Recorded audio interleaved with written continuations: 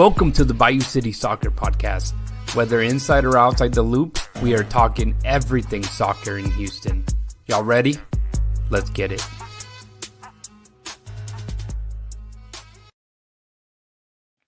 Houston, welcome to another episode of the Bayou City Soccer Podcast. My name is Rudy Segura, and I am not alone today. I am joined by my co-host, the one and only Cristian Putalias. Brother, how you been, man? Muy buenas noches. Good, man. Good. Chilling. Yeah. What's that? What's the fish on your hat? Is that like a team or just like a random fish? It's actually a Bass Pro Shop hat. You Okay. know, it's I don't want to be what's it called?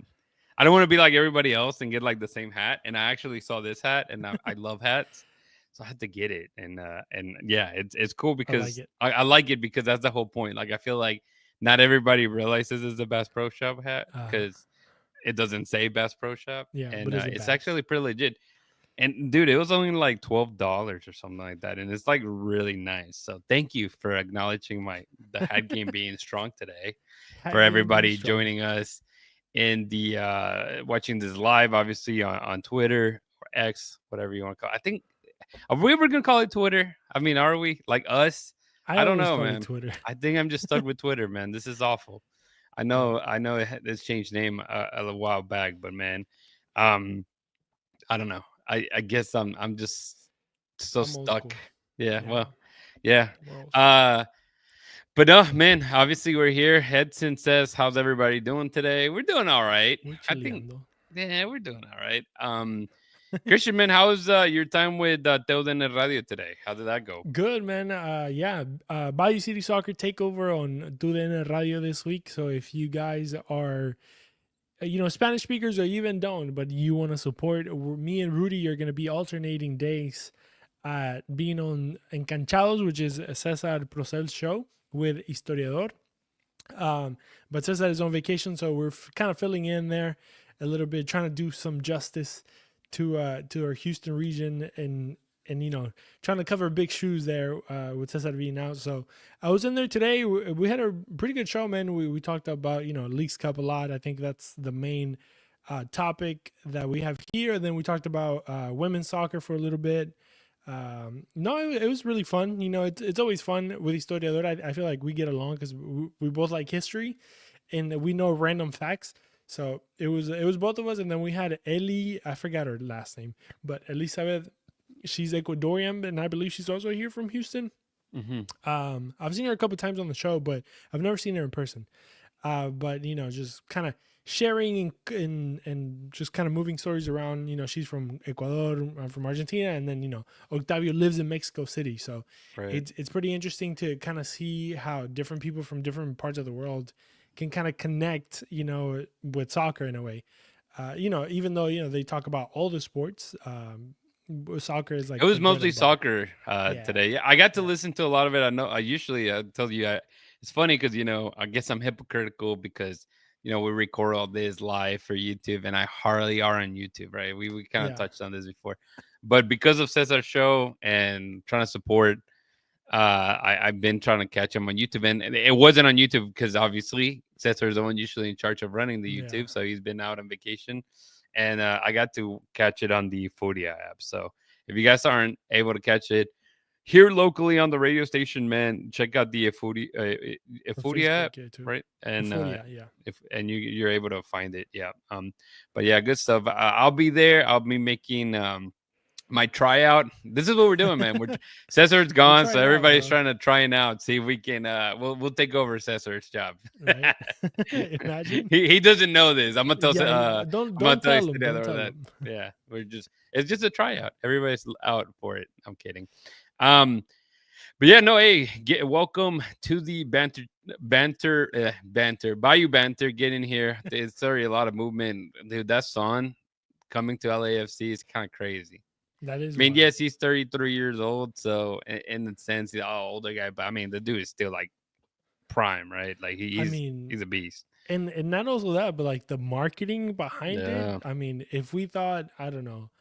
I mean, I don't think they're gonna give Messi a run for their money when it comes to jerseys, for sure. Jersey sales, right?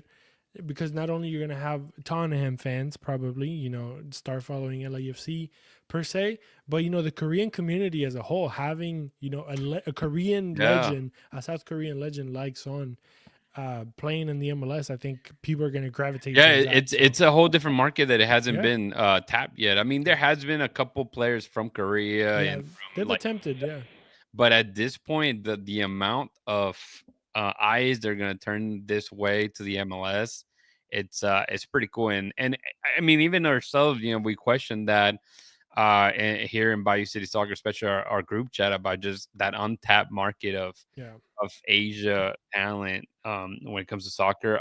Obviously, in that sense of picking from leagues in that region, not from superstars like Son, but I mean, this right here, you just jumped everything yeah. and brought in somebody that's obviously extremely talented, man. But I wish that was the case for Houston. That we're talking about like a massive signing. Uh, Clearly not the case right now. Maybe we get Neymar. This is becoming Brazil FC. You never know. Or Vinicius Jr. He was out there at the game. I mean, the other day. I'm kidding. On the sideline, remember, because we were joking Yeah, there's around. a There's guy a that guy looks that just like him. just like him, same haircut and everything. And I was like, man, I guess I just signed them. But um, let's go ahead and start. Last time I was thinking the last time that we recorded, and I believe it was right before, obviously, the Monday before Leagues Cup began. Hmm. Uh, when we talked about this, and we had Edson and Cesar a part of the group to talk Leagues Cup, and I think it was a fantastic episode because we were Yes. able to pick a lot of Liga MX, the teams in particular. We spent a big chunk on Tigres, you Yeah. know, and a little bit of Mazatlan and Pachuca, but it's we kind of also coming the fact that they were gonna struggle against Tigres and Yeah. it was likely gonna be a loss. Obviously, that was the case. However, the team played very well, and I know that's starting to become a broken record, and it really it's frustrating to be so far in the 2025 season and continue to say, "Oh, well, they play well, but they lost," right? So Yeah. it's disappointing that that is the case, but for the score line to be 4-1, two of the goals were and one of the things we talked about, if they keep it mistake free, they could probably get a shot at it. They had a shot at it, and then decided to poop the bed again once more and give two freebies. One more than the other. I think the one of Jonathan Bond, yes, he gave it to Linus, that obviously eventually takes a couple touches and shoots it. I really feel that Brooklyn was right there, and I mentioned it to you guys um, in our group chat when it happened, and everybody's like, "No, that's on Bond," and in my head, you got to talk to Brooklyn, and one of his answers was like, "I wish I was right there," because it was very noticeable that he could have closed that space. Hmm. Um, what were your thoughts on that match, man? I know that you got to enjoy it and talk to some of the obviously the press conference with Ben and some of the Yeah. players, but just give us your takeaway. We don't spend too much time on Tigres, but just your takeaways from that match. Yeah, I'll try to be as quick as I can. Basically, the first half was a 1-0 game where you saw kind of a back and forth. Tigres had some chances, but I feel like the Dynamo also did have some chances as well. Obviously, Tigres being the better team had the more clearer chances, if we can say that. With Lainez, with Correa, with a bunch of these guys that have a name to them, right? So that's what you expected from the Tigres.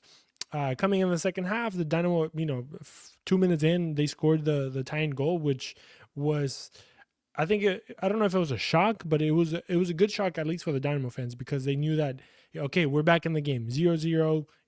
It's a fresh new 45 minutes, and that's when you start seeing the quality of the teams kind of shine through, right?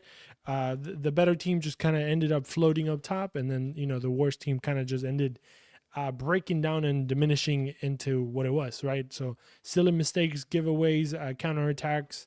I mean, there were gifts, right? And I think we saw it. If it wasn't because of that, and that's also demoralizing. Just giving out free goals. That's just gonna throws your confidence down. And Arthur also giving a terrible pass back. Like Correa 1-on-1 with Bond.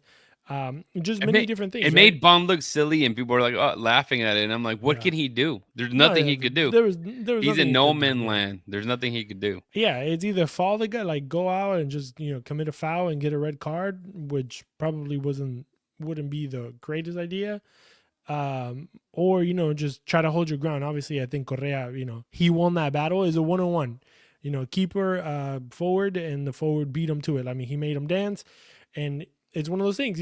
Sometimes you win, sometimes you lose, and at this time, Bond, lost. I mean, when you have a guy that I mean, Bond also played, in quote unquote European teams, but Correa has it's a different guy that played in top level stuff, and obviously he has personal qualities or And he 1-on-1 has the qualities. advantage. There Yeah, he has the advantage. I think 100%, that because he has the ball to begin exactly. with. And there's just so much the goalie could do, right? I mean, Yeah, the idea is for the goalie to stay inside his box. When he gets so stand your close to ground. being out of there's not much Yeah, you could do. But yeah, a big Bites mentioned about just how the game has been very rough, and obviously they look at the bench and there's really feels like it's the Dynamo are stuck. Edson says making the mistakes mid-season are tough, and obviously okay we leave the Tigres game alone, right? It's a yeah, 4-1 loss. You go into Mazatlan. Before the game started, we mentioned about we looked at the schedule and we're like Mazatlan's probably the the Dynamo doable may have one. a better chance, right? Yeah, Yeah, exactly. They have the opportunity to beat them. The tournament starts. Mazatlan kind of shocks everybody by taking LAFC to the penalties, playing very well, winning in penalties. They just look like a good team, yeah, right? In this short tournament, they come to Houston, and once again, it's the same story. Dynamo look well. They keep possession. They create chances.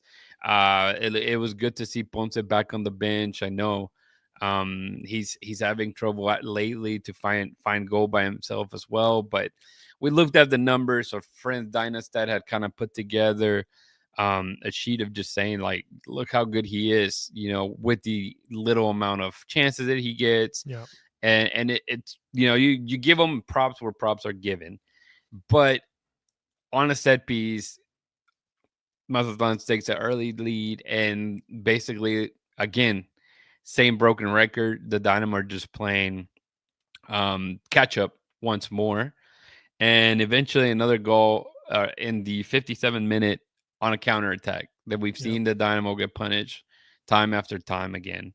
Um, 2-0, demoralizing for sure. I mean, a lot of people were hoping for Dynamo to get those 3 points at least for this game. You have to basically be perfect for this tournament. I mean, there's teams out there that won all their games and they're still maybe on the way out without a loss.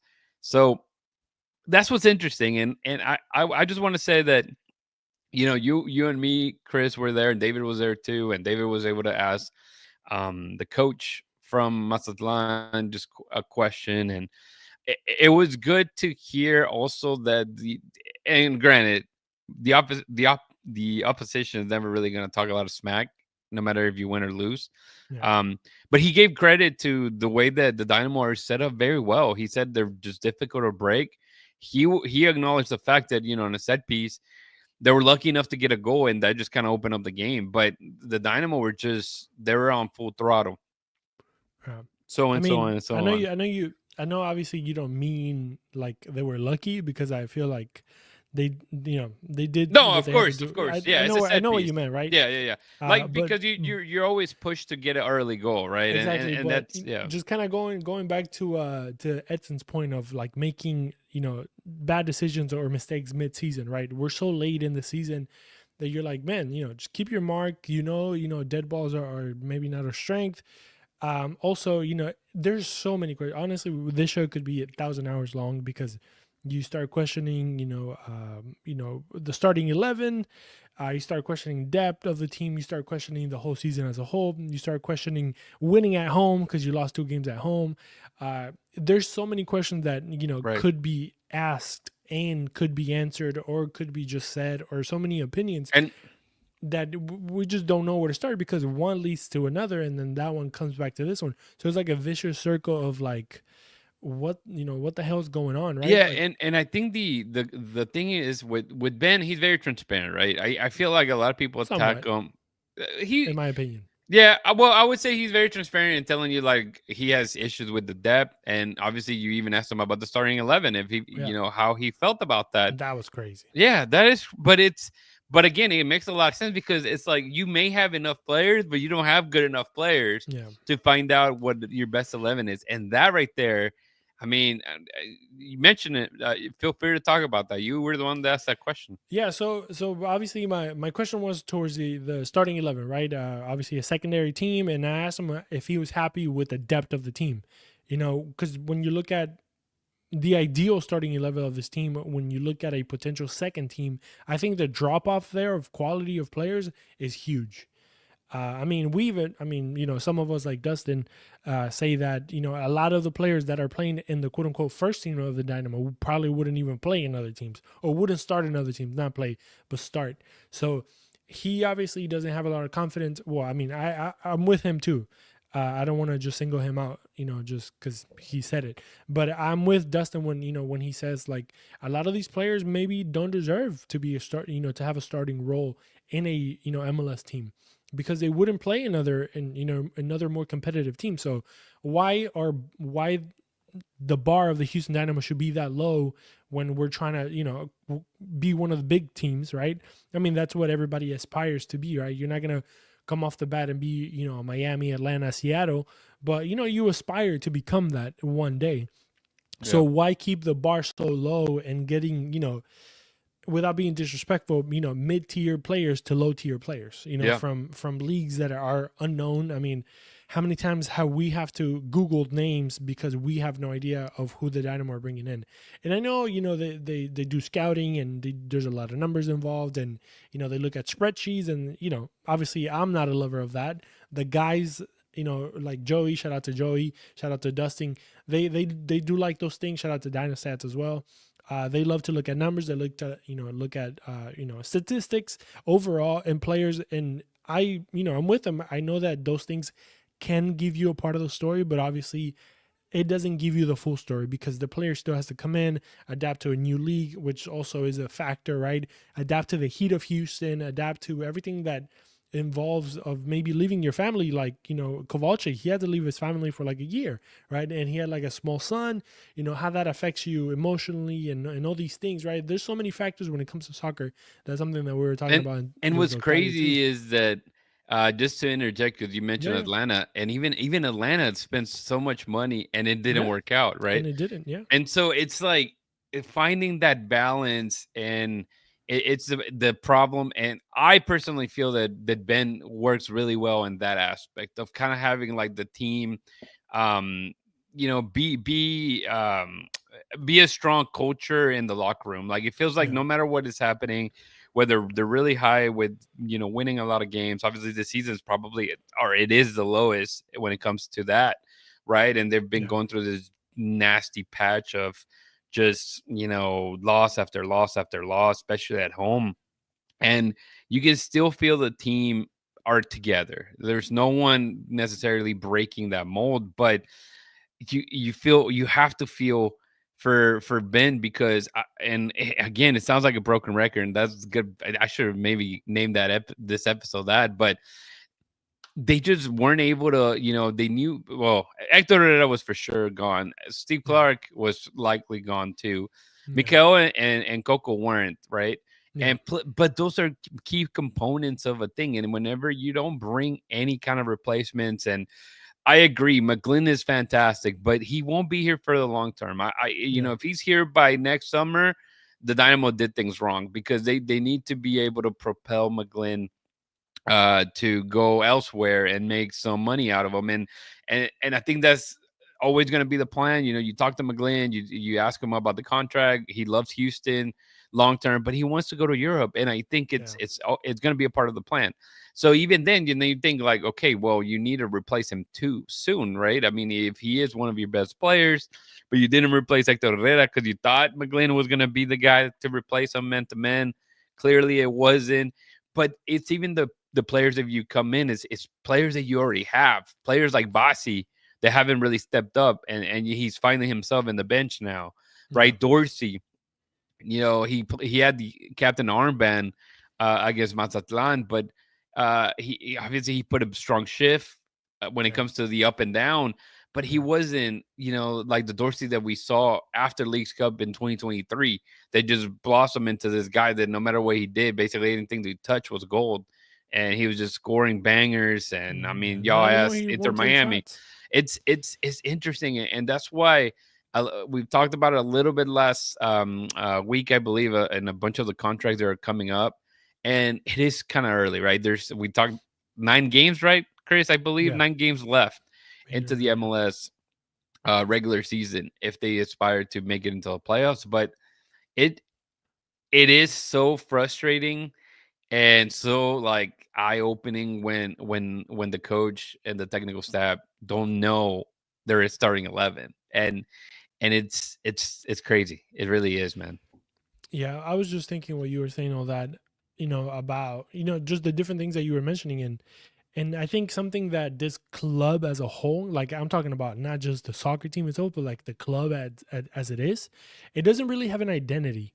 Like, because, you were talking about, turning over McGlynn, getting him, he's not going to be here long term. He's not going to be, a piece that you're like, oh, we're going to retire his number type of player type thing. He's going to be here forever.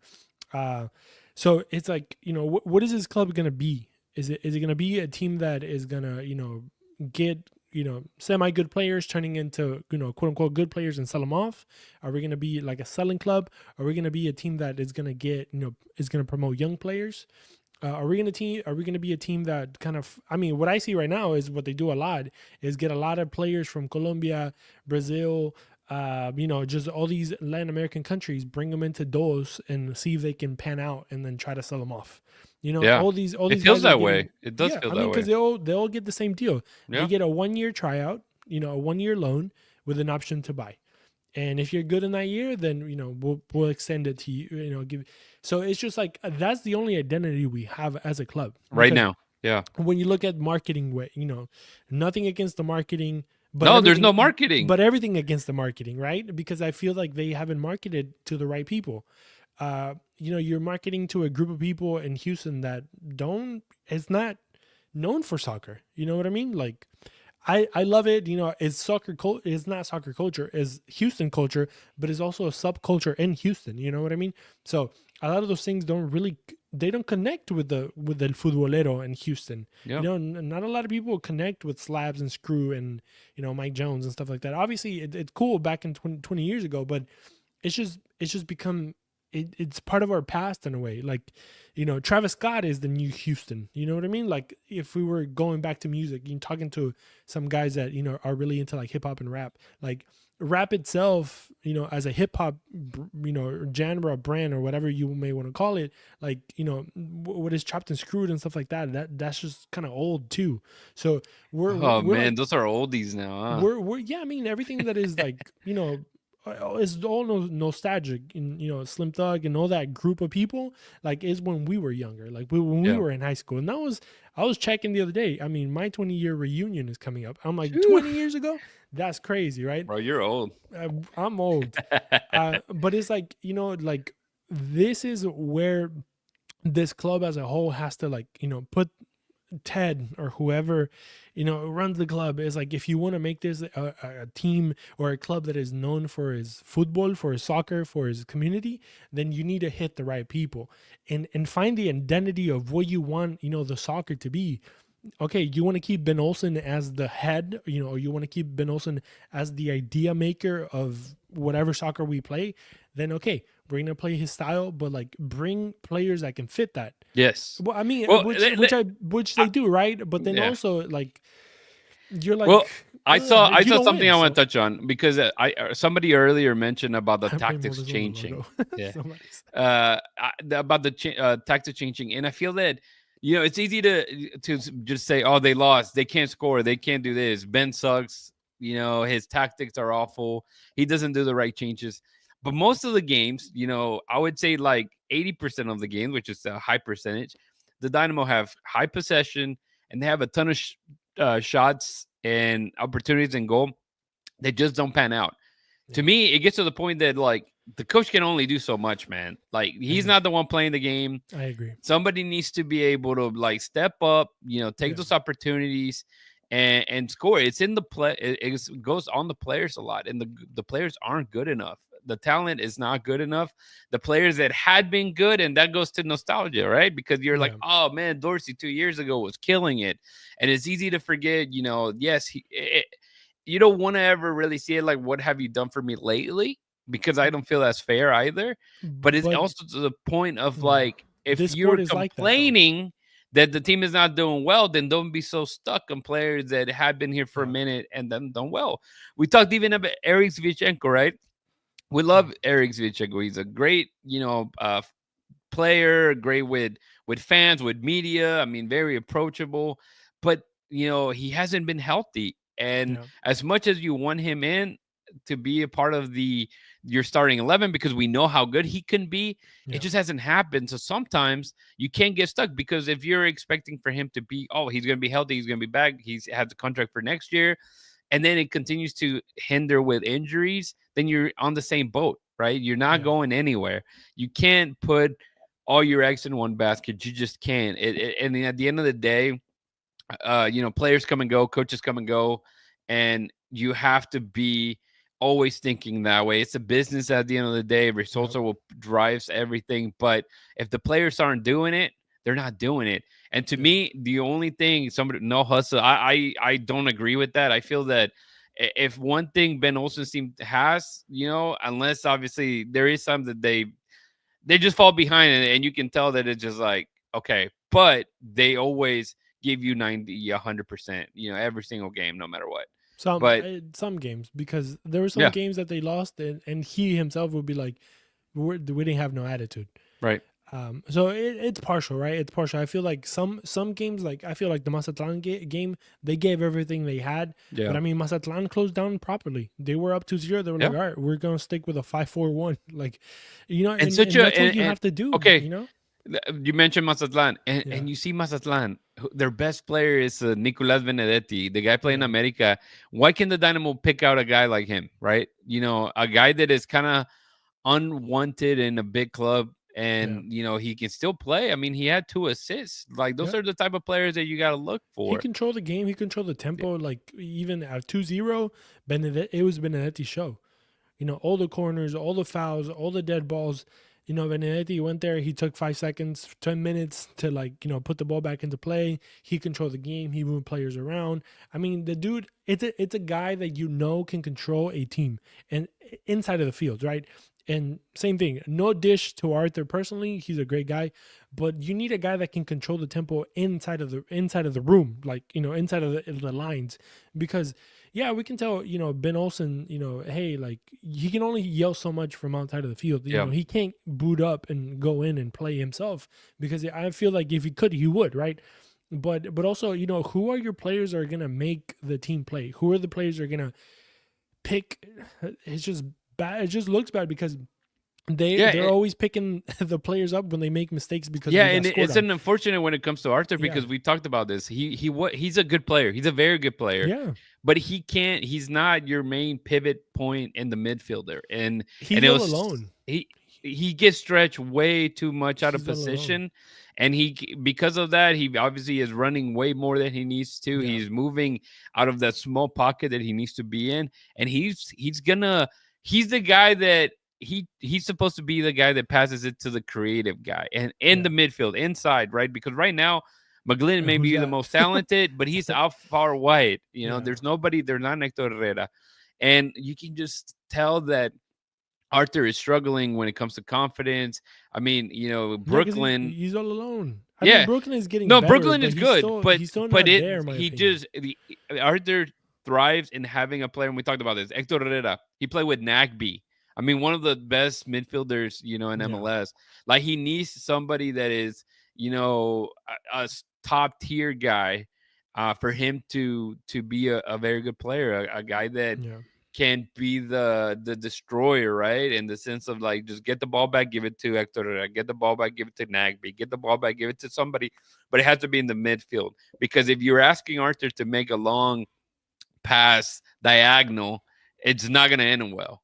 Yeah. And or if he has to go back to the goalkeeper, it's not going to end well. Like, Yeah. because you're putting himself in just things that he's not good of, and those mistakes are so noticeable when you don't have another midfielder. And then Urso comes in, he has good games, but I mean, he plays one good game and then he's gone for a month, it seems like. Then, Brooklyn, same thing. Brooklyn has been playing very good, but I mean, he's still a teenager, right? Like, he's still a young kid that you can't ask for him to step up and be an Hector Herrera because he's not there yet. Yeah. And so it's so frustrating because, granted, it's easy for us, here to say, well, they should bring somebody that it's exactly like Hector Herrera, because there has to be players out there that are similar, Yeah. but it's easier said than done for sure, Chris. Yeah, I mean, and that was one of my things, right? Like with our group chat, which was like where's the, I don't know, where's the scouting, where's the, obviously, yeah, the counterpoint to that is like, well, everybody else is also trying to get those players, and there's also, there's different factors, right? You're not going to just go out and be like, hey, I want this guy, and everything, it's not, somebody told me it's not FIFA where you pick a guy and he comes. I completely understand that, right? I'm not saying that this is a video game, but I feel like the effort wasn't put in there. I mean, at least in my opinion, it doesn't feel like it. I mean, look at the quality of players that have come in, and Yeah, it is well, just, and it's the name player. The successful equation here was you brought Hector Herrera and you kind of build around him. yes, You don't have anybody like that at because all. yeah, like that quote that says like surround yourself with people that are better than you so you can grow to their level, and then whenever Yeah. you reach that level, then it's like that. If also the other quote, you're as good as the worst person in your team type thing. And you just pick the worst person in the Dynamo. You guys can do it on the chat. Pick whoever you think you is the worst person, and that is as how good the Dynamo is. Like, because that's just how it is. That's how the philosophy has to be. Like, your worst player has to be, that's gonna be your bar, and if that bar is, with all due respect, a guy that hasn't played professionally, and you give him minutes because, and I understand, all these center backs were damaged and broken and not up to play. But it's like, bro, figure it out. Play Escobar center back. Have Dorsey. Have I love come Notorious on, Nemo man. on here You saying the know, words. It's like that's a long list. Yeah, yeah. that's Well, a um, but if you had to pick one guy, I already know with the guy that I'm thinking about because he has cost you so many points, and AKA Femi. We got it. yeah, but yeah, because you just have to be honest, and I'm sure he is honest with himself too. He knows that he hasn't probably, you know, played at the He best he quality hasn't if he taken the has, opportunity. He but then hasn't taken again, the opportunity. yeah, well, I mean, he's still young, and nothing against him, but he's probably not up to the level. You know what I mean? And it's okay to see that. I mean, Talon Maples, he is the GOAT in USL Championship. Yeah. The GOAT. I mean, the dude he's a captain of a team. I mean, he was the captain at DOS. The dude is leading a team to championships. He's the face of a franchise type thing. But he knew his level, and maybe he might make a jump to MLS, and wish him all the best. But I don't know if that translates. How many players translate? It's in my know. There's not a lot of players that translate from USL Championship And to the even when MLS yeah, and even when and they make it. do, not everybody does very well Yeah, I either. So mean, it's obviously you can think of Luna, right? He made that jump, and national team and all that. But how many of those guys do you have, right?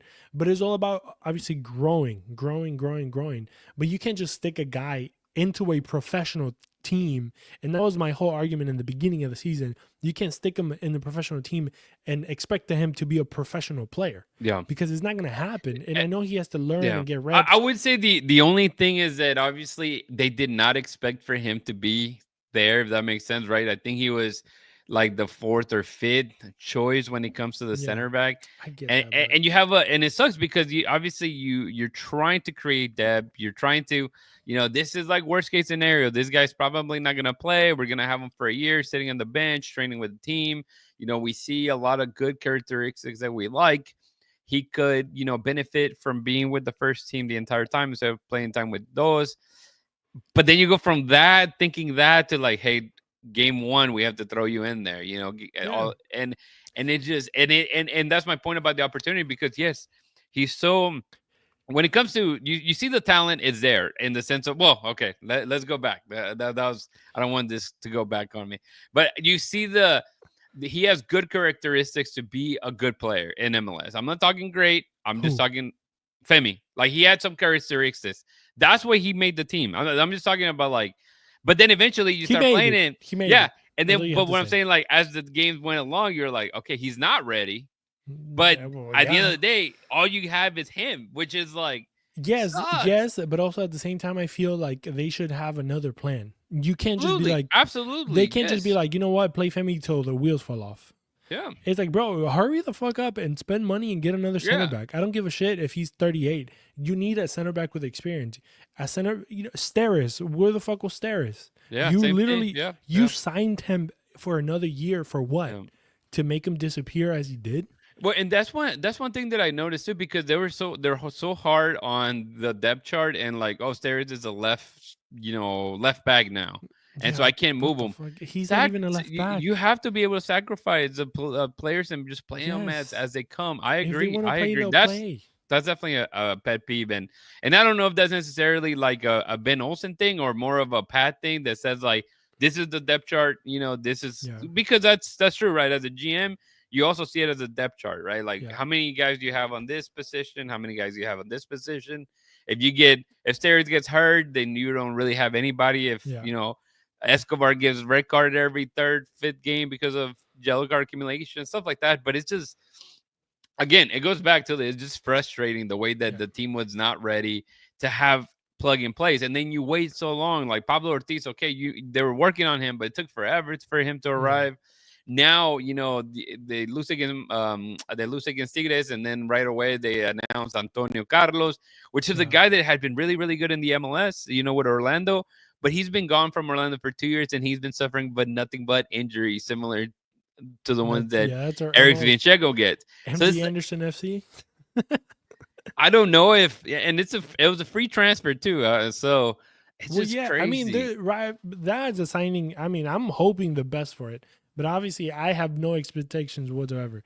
I mean, he's gonna be just to fill a hole Yeah, because yeah, yeah. I mean, yeah, you lost Miguel and you lost Eric, right, to injury. But I mean, you still had Barlow Steris, okay, and then Femi should have been your third option, in my opinion. And then you need to be working to get another guy in.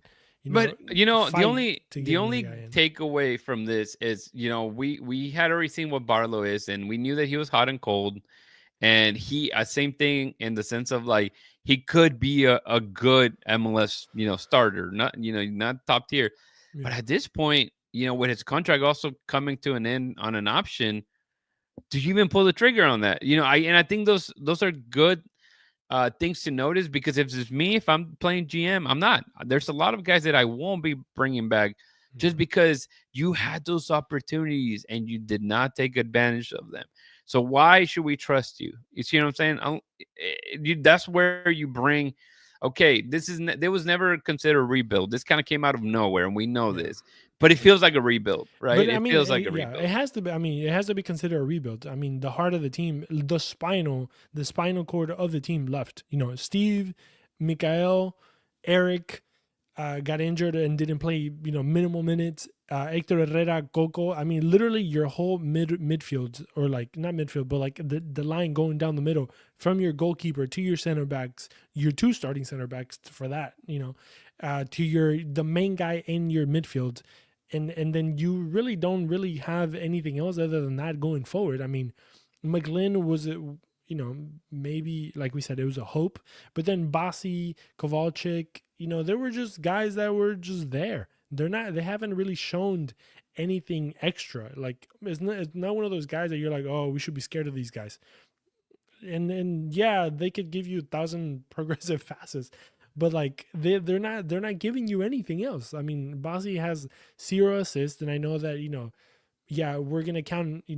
I just hate the fact that we count some statistics, but we don't count others.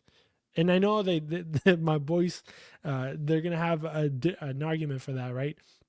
But they're not here, so they got to get on here. To me, But the only ones that matter are sorry. To me, the only important ones are and that matter are assist and goals, man. And what yeah, I I mean, in certain that's positions, the only right? If thing you're that playing cares. defense, clean sheets, Yeah, exactly. clearances, like the Yeah, ones that matter, the ones that keep you in games, the one that win you games. It it's doesn't matter goals. how many passes you give. I don't give Like, a shit oh how man, much possession you had. no, I don't care. no, who Just score. cares? And that's why, like, I mean, how many years have we been frustrated? And I think this is a Ben Olsen thing about taking fucking shots out of the box. Yeah. How many years, bro? How many years have we talked about? Exactly. Big Can bites. somebody Go take a win shot? games. Come Yeah. on. It's basics. It's basics. You It is know? basics. And yes, but we have to give not props, but like we have to also sit on the other side of the fence and be like, okay, but look at the team was beat. I mean, Ben Olsen came into the season with nothing, and he was like, well, let me figure out something. And yeah, I mean, you can't really, can you blame the guy for trying? I think he's been trying. I think there was a I lot of think games he's that been they played. trying. I think there was Absolutely. more games that the Dynamo played better, like well or better than the opposing team, that they did worse. But Correct. the thing is just Yeah. that the quality of the team itself, name individually, is not as good as the opposing team. So Yeah. as a unit, as the collective of ideas of like, okay, this is how we're going to get to the other side, is great, and I think it has been passed down good. But when it comes to the individual side of things, I mean, you don't really have anybody that stands out individually. Not one Yeah. person. To Anali, I mean, you can bring those guys in. Anali, Quinones, both of them getting injured, And and you're it's like, funny because like in Nolly, take a Nolly, right? He comes from yeah, injury and everybody's claiming for him to go and play, be a starter. yeah, And he does one good game, right? And then yeah. after that, he not much from a Nolly because I hate to agree with someone with like Dustin but he was a lot of it is like you need to start Inali as a sub, and Well, in the eventually you beginning, of realize course, that, yeah. you, After the yeah, injury, yeah. and you start seeing it as like he's just more effective once the game's already been played for like a half, Yeah, but because he's a starter though. no, he's very talented. I agree, but what I'm saying is like he in comparison to other players.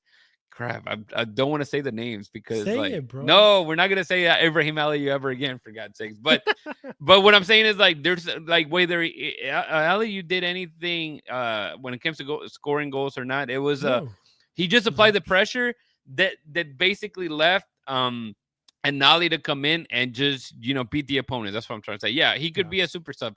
We don't want to get Madeline. We Oh, don't want to get Madeline, Christian you starting with please that. don't get me started. Yeah, but my point is that it's like there's some players I feel like Inali is more effective once the game has been played and they can kind of see what to do. Because you may shake your head. Everybody's more effective out of the No, bench. but no, not really, not Yeah, I everybody, mean, unless that's you're the whole Chicharito. point.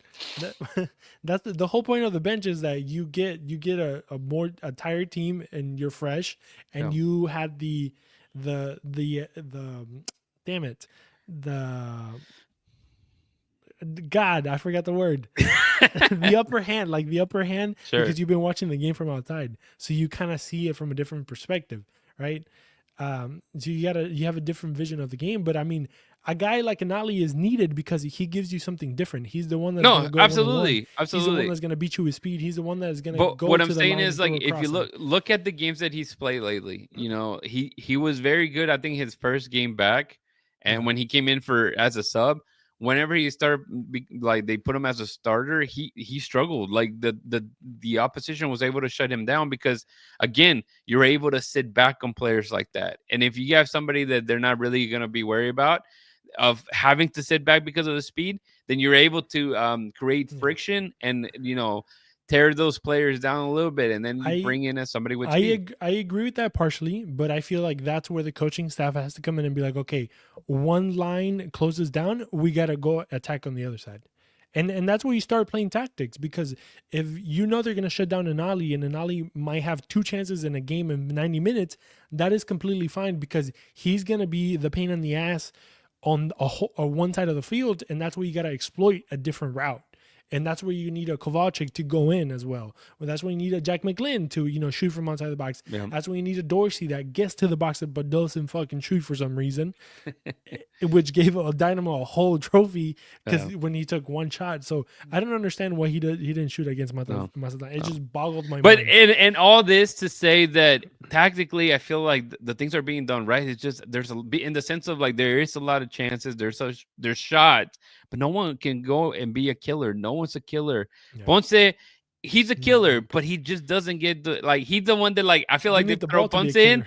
They throw Ponce in and they just we're not gonna pass to him anymore. Like it just got, and then whenever you have a false nine or you play Linger or Kovalchik, they're just crossing balls like a madman, Let me tell you this. I don't know if you heard this, but we were talking with Historiador about false nine, how false nine is also not a thing. Because if you have a false nine, then you have to have a false eight. If you have false eight, then you have to have a false this. If you have a false, it's just, it's a dumb, I know. But, obviously we understand what we mean by that. It's a player that it's in the box, but not really, right. Has check, He's just not a target guy. That's basically what a false nine is. Well, because Lingard is 2 feet tall. So you can't really target him when you have Mazatlan players were huge. Yes. And that's the thing. That's another thing. You will never there was no balls going in the air until Ponce went in the minute 60. So for 60 minutes, you couldn't do anything in the air. You had to go through the bottom because Lingard, Kovalchik, and Bassi were there. Yeah. And who else? I don't know, but another short guy. So you couldn't exploit Dorsey to his potential. He couldn't put a cross in. Yeah. And all the crosses had to be low. Yeah. And Mazatlan would get to him first. So it's one of those things that everybody's I said Ponce is a killer. Ponce is a killer, man. Just look at the stat. He did miss one right in front of goal against Mazatlan though. It's oh, come on, man. And it's I don't know. And I feel like it's a lot of lack of confidence too. I don't because I just feel like Ponce is the only guy that can score. If you're gonna give it to somebody you guys can name me everybody on the attacking side of the field and who has a better chance of scoring. Granted, you even look at who scored the goals, right? I mean, it's just a matter of Ponce is your scorer. To help Rudy's point, the reason I feel like we say he's a killer is because he can shoot with his right, he can shoot with his left, he can win in the air, he can go to a rebound ball inside of the box, he can shoot from outside the box. The guy is versatile when it comes to scoring per se, right? Right. He hasn't had the chances, and we all know that. But but that doesn't take the fact that the guy can provide, some chance. He can create chances out of, himself. The clearest chances of Mazatlan were him taking shots, him getting to a rebound, him fighting. And this is the guy that's been injured and missed 3 games. So it's so it looks he's good. Rusted in a way, but obviously you expect a 9 to score. Obviously, sometimes you have bad lucks. You have patches where you don't score, and then you have patches where you score everything. He has the quality. The point is, what is the team doing around him? He has 7 goals. Madeline, he has 7 goals. And then you have Felipe Andrade, Linger, McGlynn with 3 goals. So he has the most goals right now. I was hoping he would hit 20 goals. There's still time, right, Chris? There's 9 games. There's still time. A 2 a game, a brace, a hat trick. We need to play a lot of Eastern teams because Messi's scoring. I guess it is Messi, right? Yeah. But he's scoring braces and hat tricks left and right. Yeah, and I get the point. Obviously, there's a lot of people that they see him as you spend this amount of money. This is his first season, right? This is second. Second season. Second season, yeah. Yeah, they brought Lingard this season. But it's it's just you just have to look at the and you mentioned it. We're not people that just sit there and look at the stats. But if you do read between the lines, you'll notice that he's very efficient with the amount of small percentage of opportunities he's given. So and another thing about Ponce, he's a workhorse. Yes, the dude 90 minutes for a forward to defend as much as he defends, you're not going to get that from any forward. I mean, look at Sebastian Ferreira. I'm not saying he's a great. He's not. I don't know who you got. Put it on the chat. What number 9 do you want? What kind of number 9 do you want? So obviously, let's go all out here. You have all the money in the world. You can bring a DP9. I don't know. You go off on the chat. Who do you want as a number 9? But my case for Ponce is that he can give you all those alternatives as I mentioned, to score goals.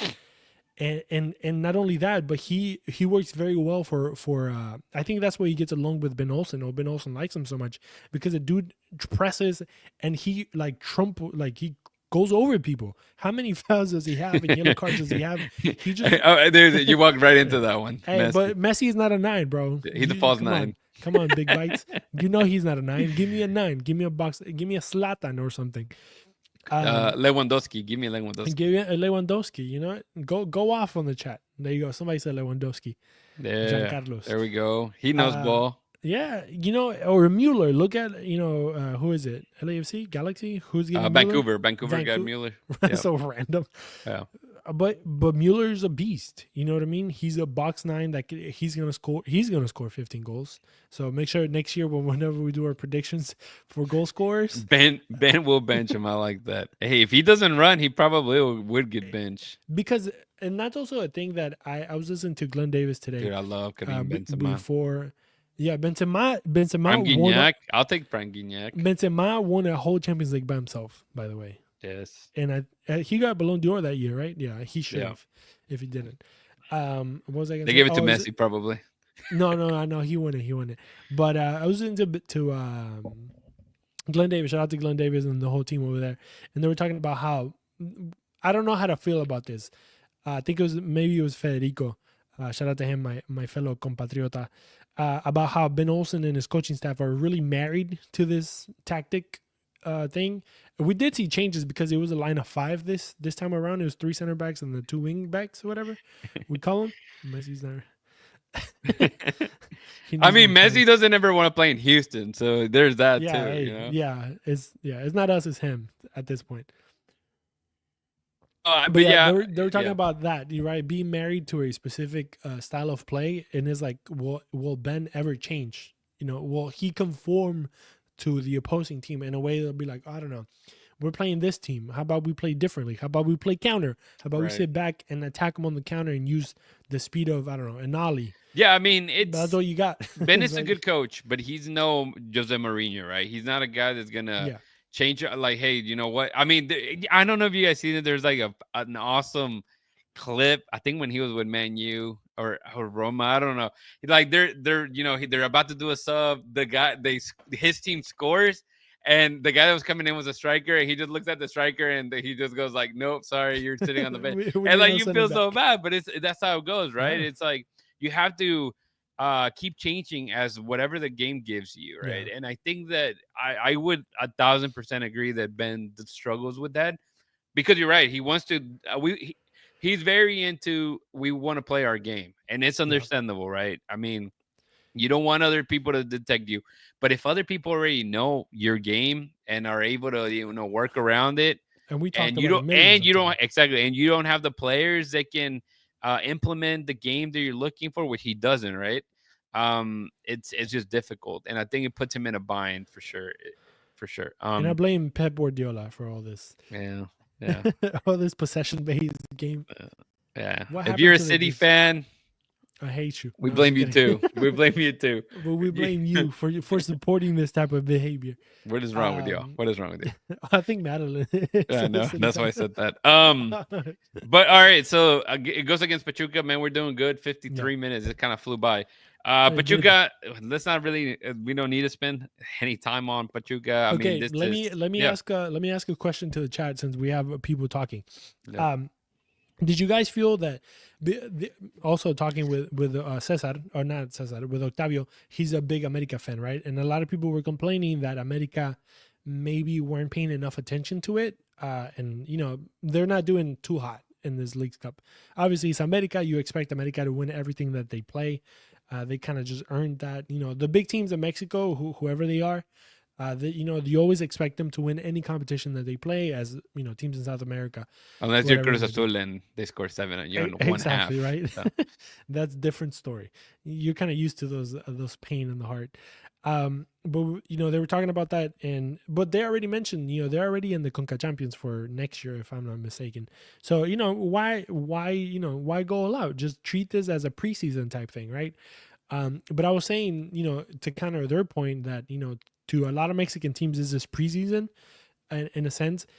To me, and I think even we had some different opinions in our group chat, that to me, Leagues Cup is the next opportunity for you to get to a competition of that magnitude as CONCACAF Champions Cup. And I think it's very noticeable. You see teams like Juarez, Mazatlan, like really pushing for it, because they may not have a good chance of winning the Liga MX, but I mean, you can win this and you can make it into a competition. I mean, the only two times we saw our team, the Dynamo, play in that competition was because they won the US Open Cup. Yeah.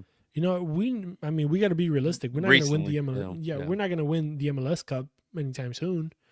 Not with this. But that's the one competition that remains. Christian, look at you, how you plugged in the title of this show here. Got you. So okay, let's Pachuca. It doesn't really matter in the sense of like win, draw, loss, whatever. It doesn't matter. It's out. But I'm expecting to see another set. Well, but I expect to see more. Sorry. Yeah. But I expect another heavily rotated team as they get, because even Ben, after the game against Mazatlan, he just kept saying, eyes are on Austin now. Eyes are on Austin now. So at this point, it's going to be a makeshift team against Pachuca. It may get ugly depending how they want to go, how many players they want to rest or not for Austin. Yeah. Okay, we give it that. My only question when it comes to Leagues Cup, this setup was fantastic. I'm not going to lie. I think this is the best Leagues Cup version so far. I would like to know if you guys enjoyed it, apart from the Dynamo, obviously, struggling. If there's guys out there here on the chat that the Bayou banter, that are here and maybe like Liga MX or just maybe apart from the Dynamo, you watch other games for this competition. Did you guys enjoy it? I feel that it has been enjoyable so far, and I think it's getting better. And this setup is good. And talking about next year, if the Dynamo if they do it again the same exact way and the Dynamo are not top 9 on their conference, they're not going to be in it. So one less competition. Again, Austin, look at them. They're literally relaxing, waiting for the Dynamo because they haven't been playing either. So it's interesting the way it's set up. But again, it doesn't matter what happens on Tuesday night. Everything should be about Austin. And so here's the thing, Chris. You go into Austin, you need a win, right? You need to win. You need to beat them. No. I'm asking you. What if they lose again? They lose against Pachuca. They lose against Austin. What's happening? What's going on? No, I mean, it's probable. I mean, let's be honest. They don't have a team to compete in, and if you don't have a back line that you can be confident on, then I think that's where all the problems start. We don't have a back line where we can be confident. I'll cry. I'm with you, bro. But if you don't have a back line where you can be confident on, I think we finally found a goalkeeper that we can be confident on. The dude has saved the Dynamo of so many games and have kept the Dynamo in so many games that have gave the Dynamo either a win or a tie. And I think we can agree that Bond was a heaven sent gift. But then again, you have to figure out what the hell is going to happen in that four. I mean, you have the two, outside. Dorsey, in my opinion, should be playing. I think he does have to step up his shit. And then you have Escobar, he kind of has to tone it down and just his kicking. But I love, we love his passion. But then the center back pairing is where we are still kind of questioning. Is it going to be Ortiz? Is it going to be Bartlow? Are we going to have Steres back? We saw Bigfoot, this past Friday. We saw Steres back again. Out of nowhere, he came out and he's fine. I think he played all 90 minutes. Played him as a striker. I don't care, man. Yeah. And then, you have the new guy. So are you going to play Ortiz and the new guy? Are you going to keep Barlow in? Are you going to, Ortiz hasn't been confident either. No. So it's one of those things that you're like, is he really good or is he just having a tough time because he doesn't communicate well with his partner? Mm-hmm. And it's a lot of questions. I mean, language also, it's a big barrier. I mean, if you're Bond and you can't really, I mean, he has a freaking international line, you know what I mean? So it's like he can only communicate with like half of his guys. And then, with the confidence of Arthur, can we be confident that Arthur is going to be the leader that the team needs and wants and can play? Can Brooklyn Reigns step it up? I mean, he has been kind of playing better, but can he grow to the next level? Yeah. Because I feel like he's in an in-between stage where he's leaving the young men behind and he's becoming like a true, full-fledged, professional soccer player in his body and his mind. I mean, the way he fights with players and stuff like that. I love that attitude from him, but I feel like sometimes he's very reserved. He's very scared. That's my opinion. And then, just the attack, is Basi going to step it up? Is Kovalchik going to also step it up in a way? I feel like he's playing better than Basi. Is Jack going to be consistent? That's the only thing about Jack. Jack, obviously, he can put in great crosses and everything, but what if the Dynamo doesn't have any crosses? What if the Dynamo doesn't have any dead balls? Is Jack not going to play? Because that's the only thing that he's good at sometimes. Or, is he going to have some shots? Is Anali going to be able to be, fit 90 minutes? I think he's probably your best player at the moment. And, and then, number 9, is he going to get chances? Is he going to get opportunities? I mean, I just went down the whole line. But there's a lot of questions that I think, we asked Ben, right? What do you think about your starting lineup? And he said a line that is going to haunt me till I don't know, until the end of the season. We are very close to finding our starting 11. You're like, bro, we're 9 weeks out, like 9 games out to the end of the season, and you don't have a starting 11. That's scary in a way, right? Like, it's just weird. You don't see that often, but you have to understand the whole injuries and just having the lack of depth. So that's when you start looking behind him. Have the GMs, Pat and Asher, have they been doing a good job of getting the proper guys, not just on paper, but physically playing well? Everybody can read him, but how do they play? How can they adapt? All these different things that come to mind. But I don't know. Away at Austin has never been a strength for the Houston Dynamo, so One I'm not game expecting only. much. One win. Yeah, Coco Carrasquilla. Yeah. Half a tricycle kick. A tricycle with training wheels. Yeah. But yeah, no, it's good. I'm not expecting much, but hoping the best.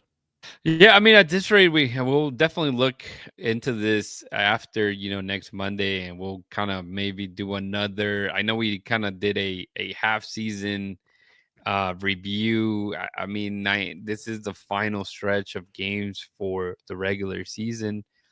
It's not looking good, right? If you lose to Pachuca and then you lose to Austin, you're not really building anything. I was looking at the run of play. Obviously, to start the season, the Dynamo had only won 1 game out of 7, and right now that's exactly where they're at. They've only won 1 game out of 7, so it's not good.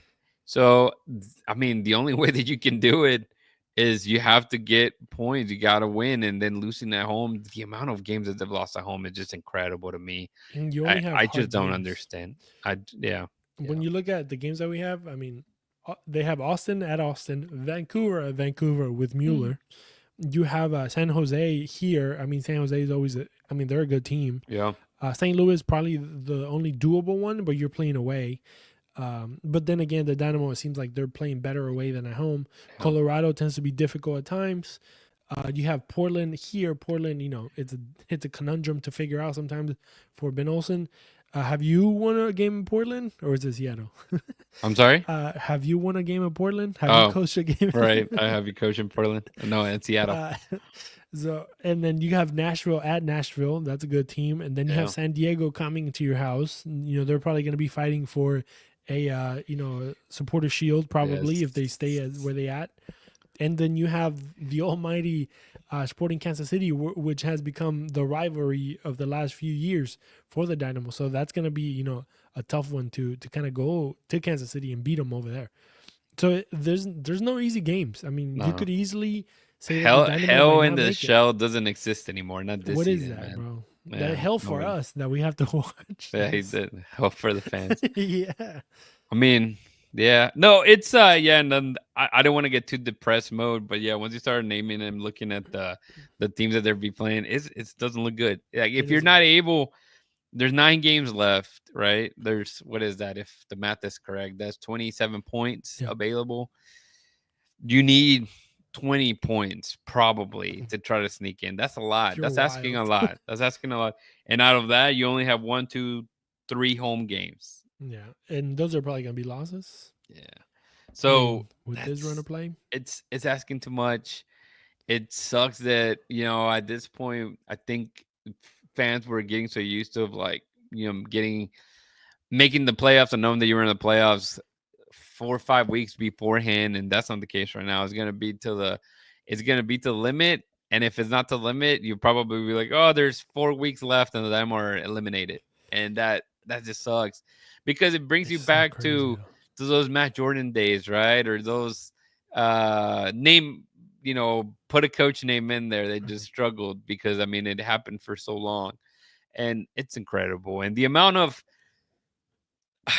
I don't know. And I don't know necessarily what's going to fix that. I think we kind of talked on some points. I feel like they need some kind of big name player. That's the approach that I would take just because it worked with Yeah, Hector Herrera. But man, it's tough, man. It's and tough. I don't want to make it worse, but if you if you look at the But table, here's right? some fire. Yeah, but if you look at the table, Austin is only 6 points away. Colorado is only 3 points away, and San Jose is only 2 points away.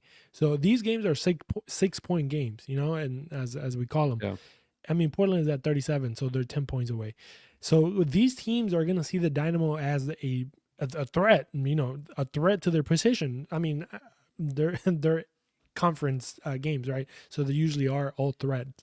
But I mean, you're going into the last stretch of the season, and these guys are going to go all out. They're not going to have any mercy. They're not going to slack, and that's what you need this Dynamo to be. It hasn't been there. There's no confidence. Edson has been saying, there's so many mistakes, so many. I mean, Mazatlan could have easily been a 1-0 game, and it could have been just that corner. And that was just a mistake from Brooklyn losing his men. And just 1 second of you losing your men could turn into a 1-0 loss at home that could give the team a 3 Yeah. points, and you just sink deeper down into the playoff run. So Yeah. that's And just one how it thing is. that Madeline says went from the best home record to never win at home anywhere. Basically. Okay, well, that's one thing. We talked about, we'll close this out, Chris, before you tell the people how they can connect and all that stuff. Yes. But I just find it so, I know I get going full circle here, nostalgia or talk. I hate the fact that sometimes, especially okay, we're talking Houston Dynamo. They talk about like, oh, look at this home stretch, like 12, in 2012 we broke this home record. Oh, yeah. Dude, why are we playing on the good old days? Get it done now, right? I think you can't live in the past, and sometimes I feel that is the case. I feel like if you aren't willing to make the grind and be as the players, they just get so hyped into that. And I know we bashed them probably like a Griffin Dorsey Yeah. and Bossy, that they did well their first year, but what have you done after that? It's you need to improve, and maybe they did so good. They set such a high bar on expectations on them, but if you're not even close, if you're not even 60% close to that bar that you set up, then something is not working correctly. And I think that's really the issue that you're having, because yeah, you lost a lot of pieces that we've talked about, but there's players there that have been fantastic and they just can't get it done. And it's not like they're injured. You can't say, oh, well, Dorsey's been injured the whole. No, he's getting plenty of time. His crosses at one point were so much sharp. Now he's struggling. Bassi can't really do any shots or anything like that. I mean, he didn't even make the amount of goals I was mentioning, right? Of like who had the most goals on the team right now. So Yeah. it's he has 2 goals. Bassi has 2 goals right now. So There wasn't a lot of PKs this season. no, 0 PKs still. But even then, he wouldn't take them. So Yeah, 2 goals, 2 assists. No, I mean in it's 20 games? yeah, and again you see the frustration in Ben Olsen because he believes in the team. He believes in the players, but the players aren't responding, and there's just so much you can do as a coach. I No, really do I had think that. a slight pushback because I feel like the substitution of Dorsey against Mazatlan was dumb. Dorsey was trending upwards, and yeah, I know maybe he was tired, but there was like 10 minutes left. Bro, just let the man run his heart out. The last 10 minutes. There's nothing worse than taking a man out with 10 minutes left and basically tell him, hey, you fucking suck. Get out of here. Just let him Yeah. go. He was the Like, best player in the he field. was the guy going up the most, but he wasn't doing anything. His crosses were awful. He wasn't really running at I don't players. know. Yeah, He I just get it. I seemed mean, gassed, Holmes did but come in yeah, and he did well in Holmes is that very same good. position. So, I mean, yeah, but I don't know. It just felt demoralizing because you saw Dorsey on the bench and he felt like Yeah, you yeah, can yeah. see it because he took off his armband and it was a whole fiasco because it's just demoralizing. I mean, it's just not good show of confidence. But that could be. I'm sure they can have a talk and figure it out on that. And I just wanted to touch a last little thing because we've seen a lot of things here. I mean, well, one of the things that NRC mentioned was the game against Galaxy. So you still have to play that game. Hopefully that's a win. Because the Galaxy aren't too hot, but then That's true. 10 big games. My bites bad. and big bites and Nemo, they were talking about not renewing their membership for next year. If you are the Houston Dynamo, if you are Ted, if you are people that want this to kind of run as a business, bro, you need to win at home because this is going to be the response. The fans, the people that put their. I'm sure these guys work, right? But Yeah, the the money fans that that. show up to the games and there's 3 hour rain delays. Yeah, but you can They're control that, right? well, no, Yeah, yeah. but Go ahead. it's like if it's not what you're saying about like players and like Yeah, the amount of like the play on the field is not good, right? They're not winning games. You go as a fan, you're spending a ton of money. I yeah, have season tickets, I go there as well. And it's like you're spending this amount of money, you're spending time out of your day to support a team, which that's on us, right? I mean, yeah, we as followers of a specific team. But then when you go to a home game, you expect for most of them to be wins, right? I mean, yeah. that's standard. Or at least to put up a fight. Yeah. Well, win or Yeah, not lose. If exactly. you're Yeah, gonna go with draw, fine, I do feel a you. I draw. feel you. I feel you. But it's like you're not even getting that. But then you throw into again rain delays, which again obviously is nature. But it's Yeah, like same thing with like people are just sitting there in like 100-degree weather. Like people are suffering in that sense, right? When it yeah. could be easy to go to the Astros or NRG One or hundred percent. just completely give up on your team and not even support because the things aren't there. And Yeah, you still see teams show up. I was very surprised of the amount of people that came out for Tigres. There was way more Dynamo fans that I expected. I really thought it was going to be a sellout, purely. Yes, there was more Tigres. We're not going to say that it wasn't, yeah, but there's been times that is 100%, Tigres and maybe, yeah. And so, but it's like people show up, people care and the product is not there. That sucks. But whenever you're winning, I mean, I remember like, okay, you're going to go to like the good old days. I remember when the games were like at 3 o'clock, 5 o'clock. And I mean, the Dynamo were just beating everybody. And that's probably why, right? Because they were playing in the middle of like the freaking day. everybody getting heat stroke Yeah, yeah, and seeing like having double vision. yeah, But like the fans were still there. The stadium was full. And yeah, now that things have changed, you make it so it's a later game and you make it so more fans come and there people are trying, man. They're trying, but there's just so much you can do, right? And I yeah, think that's the thing. And so many times we say it's like, man, this is gonna be a sellout game. This is gonna be a great game, and the Dynamo lose 3-0. And you're like, well, I mean, I brought my friend to like I've been yeah. talking. He's a big soccer player or soccer Oh, they fan. play good. The Yeah, section is he's a great. huge soccer fan, but like he's never really been into like a Yeah, Dynamo or MLS game. Let me bring him. We're gonna take full advantage of this full stadium, and your team doesn't do what they were supposed to do, yeah, or not even like you said. I mean, okay, you get a 3-3 draw, you get a 2-2 draw. It's like, man, yeah. what a game, right? But it's Exactly. like you go and it's like, well, they lost 2-0, they lost 3-0, or they got a red card. And now 4-1. they're Yeah, yeah. It's like it doesn't help. It doesn't help the case, and it's not trending in the correct way right now. Do I still believe that they can turn things around this season?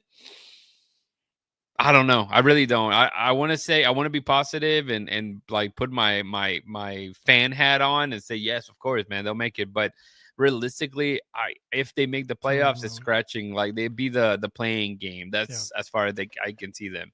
And that's a big drop off again from how high they were on the table in the last few yeah, years. So, anyways, Chris, I mean, feel free yeah. to finish your thought, man, and we'll work to close this out. Let me give I know we have maybe some people from the club listen to this, hopefully. But let me give you 2 marketing tips from Christian that has been maybe spoken throughout our chat. The HOU in the beginning, trash. Please get rid of that. Is cringy as shit. I don't like it, me personally. So I don't know if you guys like it, but it just seems too forced. Like there's nothing to it. But whatever. I get about making traditions and stuff like that, but that one's kind of shitty, my opinion. And then second of all, bro, how many people in the Houston area in Texas speak Spanish?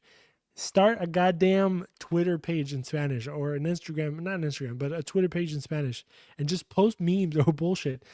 But I don't know. I feel like you have to connect to the Hispanic crowd. Preach, brother. And I'm not saying just to them because I'm Hispanic, but just because that's your main demographic. Those are people you see usually, right? Yeah. Like and then take advantage of a lot of that stuff. Yeah, and I mean we talked about the players going out interacting. I think they've done that a lot better than the last. They're getting better. They're getting better. Yeah. And yeah, it's a work in progress. I mean, we went from being one of the best teams that was doing that probably in the beginning to the previous ownership shut everything down. Like you couldn't even go to practices. Now we get 15 minutes, but back in the day it was 0. So at least there's progress to be done. And I mean, a shout out to everybody that works in communications of the Dynamo and Dash, because they have opened the doors to us to do so many things, with the players, with the coaches, one-on-one conversations, to kind of get the team out there to the fans to have that connection. So I feel like, we have been part, or at least we tried to be part of the connection between the fans and the players and the club itself. Yeah. But obviously, like, there's more stuff they can do. I mean, I don't have all the answers. I don't want to be like Kanye. You don't have all the answers, right? But I just think there's little things that could be done to kind of show progress and to show that they kind of care. I'm not saying that they don't care. I'm just showing that it doesn't feel like they do. Mm-hmm. Obviously, the whole product on the field is a whole different thing. Yeah. But I think that can be addressed. Yeah, you can be the worst team on the team, but like if people make it fun, people make it, like you said, interactive, I think it builds a better relationship with the fans, and you feel more connected, more attached, even you're losing or not. And that's something that we see like in NWSL, right? I mean, the Dash haven't had like a great record in their history, but they have loyal fans that show up every game because the players take their time going around and signing autographs. Obviously, way less people in comparison to the Dynamo, and that's because it's a grown league and why not. But it's like at least they take their time. And I'll throw one more marketing thing for you since you mentioned it. Whenever the Dash or the Dynamo aren't playing, like they don't. I know they get it. I get it. They have like week days off or whatnot. But if there's a game that they can make, put a table out there. Have like Dynamo players show up to Dash games, and then have Dash players show up to Dynamo games. Let people know, because there's a lot of people that have no clue, that there's a Dash team, because they don't feel connected. Like I said, like you mentioned, it's about just creating those relationships. And I know there's some of the people here that are whether you're part of Hustle Town or not, I mean, you're able to just get that connection and recognition by the fans, right? Hustle Town is whack too, by the way. But yeah, as a collective, I like the fact that they all have their own personalities. That's fine. Stop trying to push them together when they're not. I mean, they'll tell you themselves. They're just different people, bro. Yeah. But and I get it. I get it, though. And the only thing I was going to add, yes, Giancarlo is correctly. That horrible night. Remember, May 10th, it's like a day we never forget. Just like it went to crap. Seattle just did Seattle things. And the referee was getting yelled at. Ben Olsen was like blowing a gasket. And that literally, you're right, Giancarlo. That's when it all never seemed to be the same, man. It just went to hell after that, man. No kidding. But Chris, man, this has been a very long-winded show and a good one. Hopefully you guys enjoy us ranting. I told Chris, I'm like, I didn't have time to make slides today, so we'll hit on everything that we need to talk to, but we'll probably rant a lot more than we can. But man, tell the people how they can connect with us, Chris. Yes, you can always go to the website. BayouCitySoccer.net is the website, guys. You can find everything and anything that we do over there related to Houston or soccer in the Houston area. Don't forget our social medias at Bayou City Soccer on Instagram, Facebook, X, and Blue Sky. So if you're in any of those, go ahead and check those out over there. There's a lot of great content that we added. We have some new DPs in our group, and they've been doing a lot of videos, a lot of content. Shout out to Madeline. And yeah, we've been doing a lot of stuff, man. We've been trying to, get closer to the fans, to the people. I know, there's a lot more to be done. So we're trying to do our best, but go ahead and support us, support all the people that are doing stuff for the Dynamo and the Dash and Dynamo Dos. It goes a long way. If you haven't yet, go ahead and subscribe to our YouTube channel. We're trying to get to the 500. We are so close, yet so far away. And then give us a thumbs up, let us know. Thank you guys for interacting today. Yeah. And I think, that makes a whole difference for us. It gets our views up. Not only that, but obviously the algorithms, how those things work.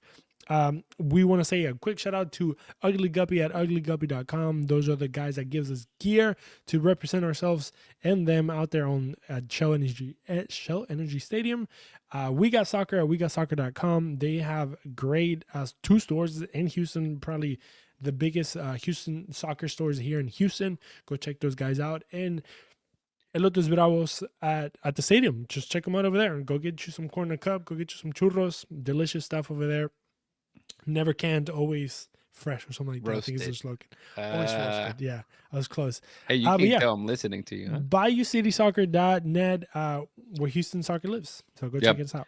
Yeah, you mentioned Madeline. Yeah, thanks. Madeline joined us. If you guys keep seeing those videos of somebody asking the fans for predictions and kind of how they feel before a game, that's Madeline helping us out. She's been a fantastic addition. I feel we just pick up DPs here at Bayou City Soccer, man. And if she's still listening, this is gonna be breaking news to her. But I'm gonna ask her to be here next Monday to talk about the game in Austin. Wow. I believe she's gonna go over there. She's gonna be creating some more content as well there at the match as she goes with the Hustle Town supporters or the fan groups. So we'll see what they have or see how much content she's able to create. But it would be great to get Madeline in here, and she's a very outspoken fan. So I mean, I think we need she has that, a good right? story too. A great story. She's one of those Houston Dynamo fans that you're like, why are you a Houston Dynamo fan? Because we suck. But thank you for choosing us because we suck. Yeah. I think like Joey. Hey, everybody loves an adorable loser, right? So Yeah, a lot of people. I mean, I was one of them. I fell in love with the team. Like, well, granted, I've always known the team, but I got more into it and more involved. Like when they weren't all that great, and then out of nowhere they had they went to the semifinals, and obviously we know the Portland Timbers iconic picture of Manotas, kind of like that. Just like, man, come on, root for the underdog, right? And so now that the team was finally turning things around and being a top tier, they decide to go back to playing underdogs again. But it is what it is, man. But thank you once again for joining the show, Chris. Let me throw one more thing. Next week, since we're gonna have Madeline on the show, if she's listening, also if you're on the chat, we want to know your origin story, how you became a fan. I think it'll be cool to kind of read those out. So, H O you're PTSD, bro. PTSD. H O U. Oh Please my stop. goodness. Yeah, it's but yeah, no, thank you guys. You can go ahead and close it down. All right, man. Yeah, no, it's been a really fun show. Thank you guys for joining us and being a part of this. There's Notorious Nemo's hitting you with HO. Yeah, everybody's gonna keep saying it now. Oh my God. But anyways, yeah, don't forget to hold it down, keep it forever orange, and we'll probably catch you at the stadium. Peace.